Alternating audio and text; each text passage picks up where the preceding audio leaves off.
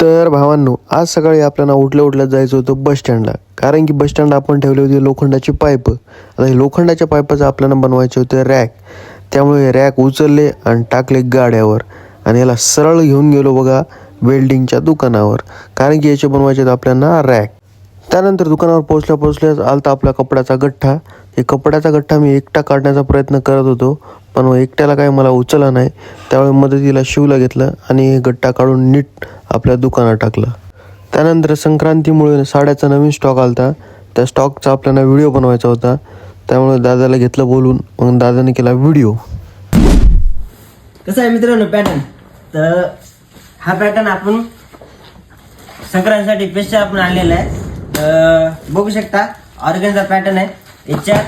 तर हा संपूर्ण व्हिडिओ आपण आपल्या इंस्टाग्रामच्या पेजला पोस्ट केलेला आहे. तर लवकरात लवकर जाऊन बघा आणि आपल्या पेजला फॉलो करा. त्यानंतर आम्हाला जायचं होतं परभणीला. कारण की आपले कपड्याचे गट्टे आले ते ट्रान्सपोर्टला. त्यामुळे आम्ही निघालो परभणीकडे. परंतु काय परभणीमध्ये पोहोचता ट्रान्सपोर्टचं ऑफिस आज बंद होतं. त्यामुळे आमचं काही काम झालं नाही. त्यामुळे आम्ही रिटर्न निघालो हट्ट्याकडे. तर भेटूयात मित्रांनो पुढच्या ब्लॉगमध्ये. आपल्या पेजला फॉलो करा.